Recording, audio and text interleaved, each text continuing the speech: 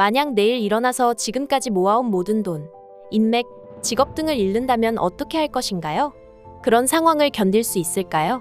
대부분에게는 지금까지 열심히 노력해서 얻은 모든 것을 잃는 것은 무서운 일이며 인생을 끝낼 수 있는 것처럼 보일 것입니다. 그러나 기업가의 삶에서 이런 상황은 일상적인 상황입니다. 유명한 책인 부자 아빠 가난한 아빠의 저자 로버트 기요사키는 이런 감정을 잘 알고 있을 뿐 아니라 정확히 그런 상황에 처해본 경험이 있습니다. 만약 내일 아침에 일어났는데 아무것도 가지고 있지 않고 연락처도 없고 인맥도 없다면 당신이 살아오며 얻은 지식과 경험만 가지고 어떻게 다시 시작할 것인가요? 그런 상황에 여러 번 처해봤으니 크게 문제될 게 없어요. 필요한 것과 원하는 것을 찾아내서 그걸 실천하면 됩니다. 기업가들은 하나의 공통점이 있습니다. 그들은 멈추지 않아요. 그들은 규칙을 바꾸고 규칙을 다시 정의하죠. 그들은 하나의 답만 받아들이지 않습니다. 진정한 기업가는 어느 나라에 있던 상관없이 최우선순위로 마인드셋을 정립하고 기술을 가지고 있고 규칙이 있습니다. 고용인이든 소규모 비즈니스를 운영하든 역할이 다르죠. 마음가짐도 다르고 기술도 다릅니다. 로버트는 당신이 기업가가 되고 싶다면 이것을 반드시 이해해야 한다고 이야기합니다. 상황이 좋을 때도 있고 나쁠 때도 있습니다. 이걸 반드시 받아들여야 합니다. 그리고 항상 앞서 나가기 위해 평생 학습을 해야 한다고 믿고 있습니다. 나는 삶을 학습이라고 봅니다. 지속적인 학습을 해야 하죠. 계속해서 독서하고 공부하고 대부분의 시간을 기업가들과 함께 보내고 있습니다. 경기에 불평하는 사람들과 시간을 보내지 않아요. 아무것도 변하지 않으니까요. 그저 기업가로서 사는 것이죠. 기업가 정신은 매우 복잡한 것일 수 있지만 쉽게 이용 가능한 재정 및 투자 영역에서 평범한 사람들을 금융적으로 더 강하게 만들 수 있습니다. 핵심 질문은 어떻게 재정에 능숙해질 수 있는가? 긍정적인 현금 흐름을 얻는 데는 어떤 노력이 필요한가? 그리고 무엇보다 어떻게 부자가 되는가 하는 것입니다. 이 영상에서는 로버트 기요사키가 제공하는 최고의 조언과 꿀팁 중 일부를 소개해 드릴 것입니다. 팁 하나, 두뇌를 재설정하라. 우리는 종종 우리의 두뇌가 작동하는 방식을 조정하거나 변경할 수 없다고 생각합니다.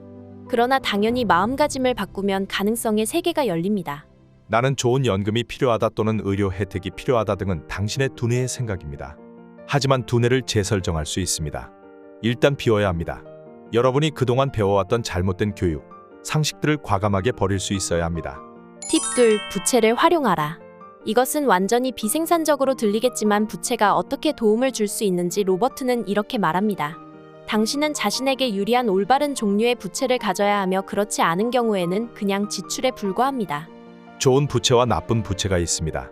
재무제표를 볼게요. 소득, 지출, 자산, 부채가 있습니다. 부채는 여기에 속합니다. 예를 들어 나는 집을 사려고 한다라고 말할 때 많은 사람들이 내 집은 자산이다라고 말합니다. 그러나 그것은 사실이 아닙니다. 당신의 집은 대출이 있든 없든 상관하지 않고 부채입니다. 집은 자산이 아니며 자동차도 부채입니다. 그 이유는 이전에 언급한 금융교육의 기본이 되는 6가지 단어인 소득, 비용, 자산, 부채, 현금 그리고 흐름과 관련이 있습니다. 평균적인 사람을 살펴보면 일자리에서 돈이 여기로 들어오고 그 돈으로 집을 사면 돈이 대출 상품을 통해 은행으로 빠져나가기 때문에 집은 자산이 아니라 부채입니다. 부채의 정의는 당신의 지갑에서 돈을 가져가는 것이고 자산의 정의는 당신의 지갑에 돈을 넣어주는 것입니다. 따라서 세입자가 있는 부동산을 가지면 자산이죠. 부채가 없더라도 돈을 가져다 주지 못하는 부동산은 부채입니다. 세금, 감가상각비, 수리 및 유지보수, 보험 등이 지출되므로 부채입니다.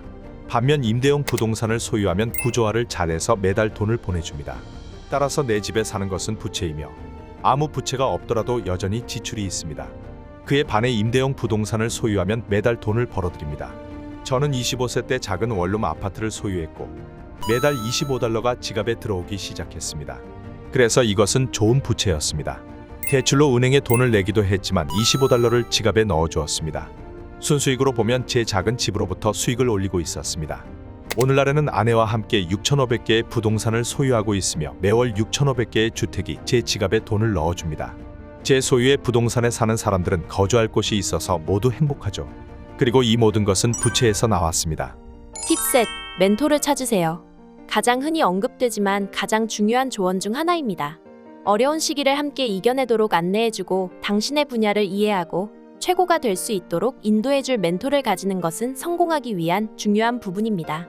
제 주일학교 선생님과 있었던 일인데요. 그녀가 수업 중에 물었어요. 성경 속 동방박사 3사람은 왜 현명한 것이었을까요? 그래서 나는 대답했어요. 그들은 부자였기 때문이에요. 그들은 예수님에게 물품을 주었어요. 귀중품, 몰약, 유향 등을 주었잖아요. 그래서 그들은 부자일 거예요. 그리고 그녀가 말했어요. 그게 아니에요. 그들이 몰약, 유향 등을 가졌다고 해서 현명한 건 아니에요. 나는 물었어요. 그럼 왜 그들이 현명한 거예요? 그녀는 대답했어요. 그들을 현명하게 만든 건 항상 최고의 선생님을 찾았기 때문이에요. 그리고 그녀는 여러분이 인생에서 성공하려면 최고의 멘토를 찾아야 해요. 라고 말해주었죠. 팁 넷, 돈을 위해서 일하지 마세요. 이것은 부자와 성공에 관한 영상에서 모순되게 들릴 수 있습니다. 실제로는 재정적으로 성공하지 못하는 이유가 돈에 너무 집중하기 때문일 수 있습니다. 나는 수익으로 100만 달러를 벌면 실제 순수익도 100만 달러입니다. 왜냐하면 저는 돈을 위해 일을 하지 않았기 때문이에요. 제가 만약 돈을 벌기 위해 일을 했다면 세금을 냈겠죠. 어마어마한 세금을요. 그래서 항상 첫 번째 조언은 돈을 위해서 일하지 않는다는 것이에요. 대신에 우리는 기업가로서 비즈니스를 만들고 그 결과 부동산을 구입하죠. 나는 주식시장에 투자하지 않아요. 그 이유는 기업가로서 소득과 세금을 얼마나 내고 얼마나 벌 것인지에 대한 더 많은 통제권을 가지고 있기 때문이에요. 저는 부동산 투자자이기 때문에 세금을 전혀 내지 않아요.